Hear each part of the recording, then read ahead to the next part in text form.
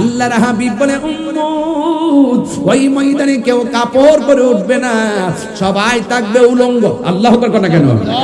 আয়েশা সিদ্দিকা রাদিয়াল্লাহু তাআলা আনহা বলেন, ইয়া রাসূলুল্লাহ, নবী গো, উলঙ্গ অবস্থায় যদি ময়দানের মধ্যে উঠে একজন তো আরেকজনের দেখে ফেলাবে, কেমন লজ্জাস্কর হয়ে যাবে না?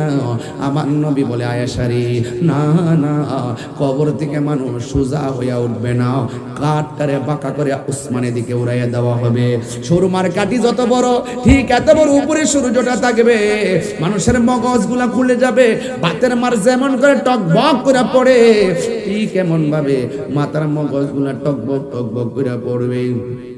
আমার নবী, আপনার নবী বলেন, সেই দিন আল্লাহর ছায়া বিনে কোনো ছায়া থাকবে না। আমার সাহাবীর সম্মানটা কত বাড়বে জানোনি?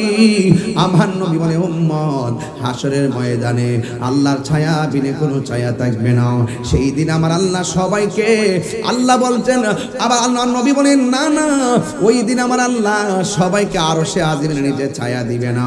আমার নবী, আপনার নবী বলেন, 5টা জিনিস হারাইবার আগে গুরুত্ব দেওয়া লাগবে। অসুস্থ হওয়ার আগে সুস্থতাকে গুরুত্ব দেওয়া লাগবে, দরিদ্র হওয়ার আগে সচ্ছলতাকে, তোমাকে সচ্ছলতাকে গুরুত্ব দেওয়া লাগবে। বন্ধু আমার, মৃত্যু আসার আগে জীবনটারে গুরুত্ব দেওয়া লাগবে, ব্যস্ততা আসার আগে অবসরটাকে গুরুত্ব দেওয়া লাগবে।